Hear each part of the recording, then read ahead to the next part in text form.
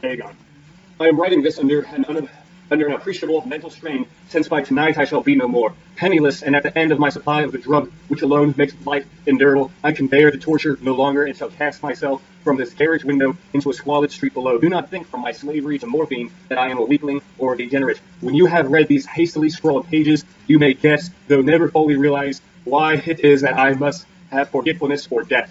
It was in one of those most open and least frequented parts of the broad Pacific that the packet, of which I was supercargo, fell a victim to the German sea raider. The Great War was then at its very beginning, and the ocean forces of the Hun had not completely sunk to their later degradation, so that our vessel was made a legitimate prize, whilst we of her crew were treated with all the fairness and consideration due us as naval prisoners. So liberal indeed was the discipline of our captors that 5 days after we were taken, I managed to escape alone in a small boat with water and provisions for a good length of time. When I finally found myself adrift and free, I had but little idea of my surroundings. Never a competent navigator, I could only guess vaguely by the sun and stars that I was somewhat south of the equator. Of the longitude I knew nothing, and no island or coastline was in sight. The weather kept fair, and for uncounted days I drifted aimlessly beneath the scorching sun, waiting either for some passing ship or to be cast on the shores of some habitable land. But neither ship nor land appeared, and I began to disappear in my solitude upon the heaving vastness of unbroken blue. The change happened whilst I slept. Its details I shall never know, for my slumber, though troubled and dream-infested, was continuous,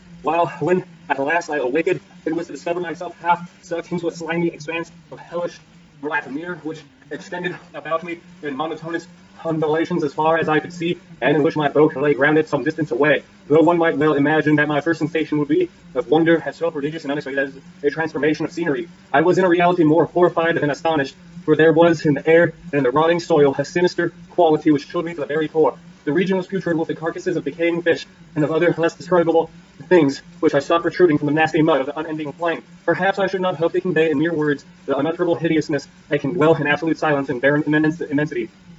There was nothing within hearing, and nothing in sight, save a vast reach of black slime, yet the very completeness of the stillness and homogeneity of the landscape oppressed me with a nauseating fear. The sun was blazing down from a sky which seemed to me almost black in its cloudless cruelty, as though reflecting the inky marsh beneath my feet. As I crawled into the stranded boat, I realized that only one theory could explain my position.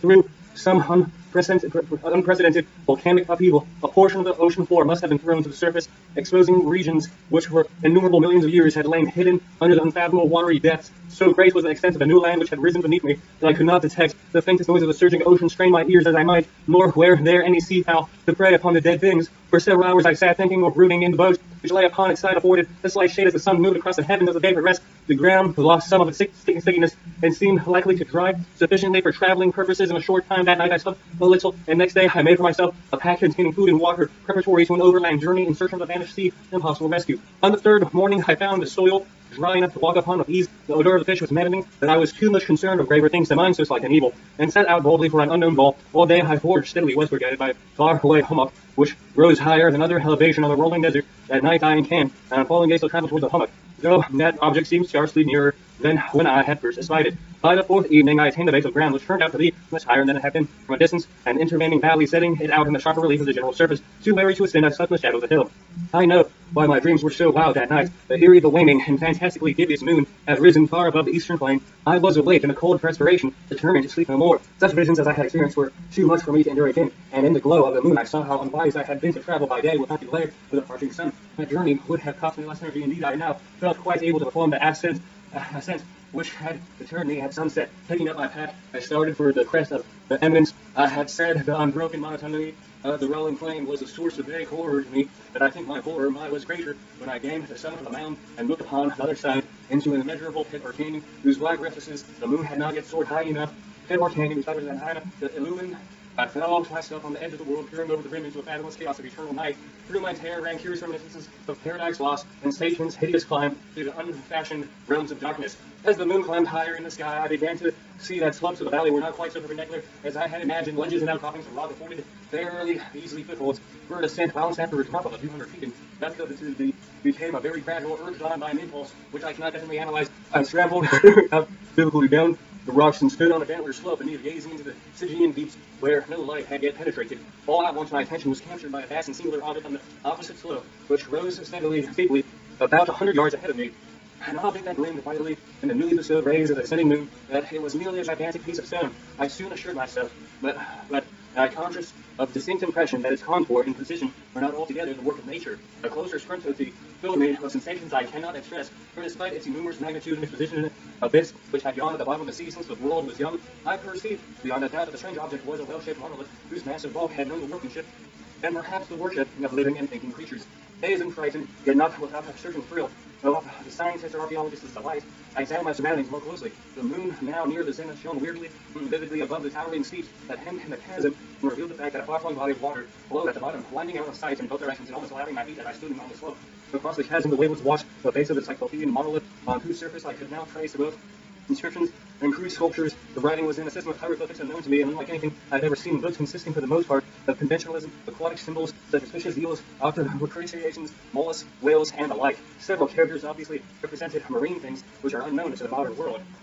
Dazed and frightened, yet not without a certain thrill of the scientist's or archaeologist's delight, I examined my surroundings more closely. The moon, now near the zenith, shone weirdly and vividly above the towering steeps that hemmed in the chasm, and revealed the fact that a far-flung body of water flowed at the bottom, winding out of sight in both directions and almost lapping my feet. As I stood on the slope across the chasm, the wavelets washed the base of the cyclopean monolith, on whose surface I could now trace both inscriptions and crude sculptures. The writing was in a system of hieroglyphics unknown to me, and unlike anything I had ever seen in books, consisting for the most part of the conventionalized aquatic symbols such as fishes, eels, crustaceans, mollusks, whales, and the like. Several characters obviously represented marine things which are unknown to the modern world, but whose decomposing forms I had observed on the ocean-risen plain. It was the pictorial carving, however, that did most to hold me spellbound. Plainly visible across the intervening water on account of their enormous size was an array of bas-reliefs whose subjects would have excited the envy of a Dori. I think that these things were supposed to depict men, at least,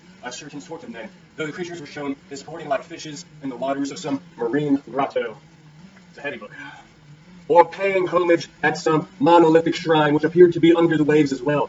Of their faces and forms, I dare beyond imagination of a Poe or a Bulwer. They were damnably human in general outline despite webbed hands and feet, shockingly wide and flabby lips, glassy, bulging eyes, and other features less pleasant to recall. Curiously enough, they seemed to have been chiseled badly out of the proportion with their scenic background, for one of the creatures was shown in the act of killing a whale represented as but little larger than himself. I remarked, as I say, their grotesqueness and strange size, but in a moment decided that they were merely the imaginary gods of some primitive fishing or seafaring tribe, some tribe whose last descendant had perished eras before the first ancestor of Piltdown or Neanderthal man was born. Awestruck at this unexpected glimpse into the past beyond the conception of the most daring anthropologist, I stood musing whilst the moon cast queer reflections on the silent channel before me. Then suddenly I saw it, with only a slight churning to mark its rise to the surface. The thing slid into view above the dark waters, vast, polyphemus-like, and loathsome. It darted like a stupendous monster of nightmares to the monolith, about which it flung its gigantic scaly arms, the while its bowed head, its hideous head, and gave vent to certain measured sounds. I think I went mad then. Of my frantic accent of the slope and cliff, and my delirious journey back to the stranded boat, I remembered little. I believe I sang a great deal and laughed oddly when I was unable to sing. I have indistinct recollections of a great storm sometime after I reached the boat.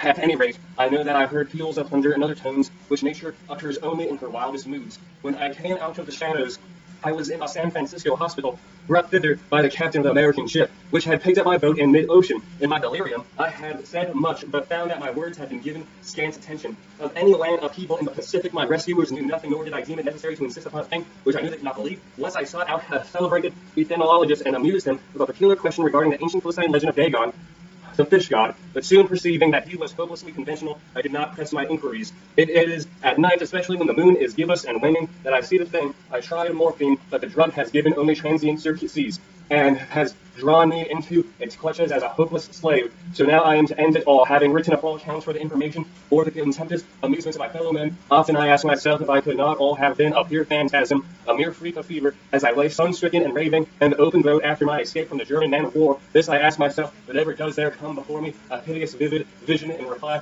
I cannot think of the deep sea without shuddering at the nameless things that may at this very moment be crawling and floundering on its slimy bed, worshipping their ancient stone idols and carving their own detestable likeness on some marine obelisk of water-soaked granite. I dream of a day when they may rise above the billows to drag down in their weakened talons the remnants of puny war-exhausted mankind, of a day when the land shall sink and the dark ocean floor shall extend a mist universal pandemonium. The end is near. I hear a noise at the door as of some immense slippery body lumbering against it. It shall not find me, God, that band, the window, the window.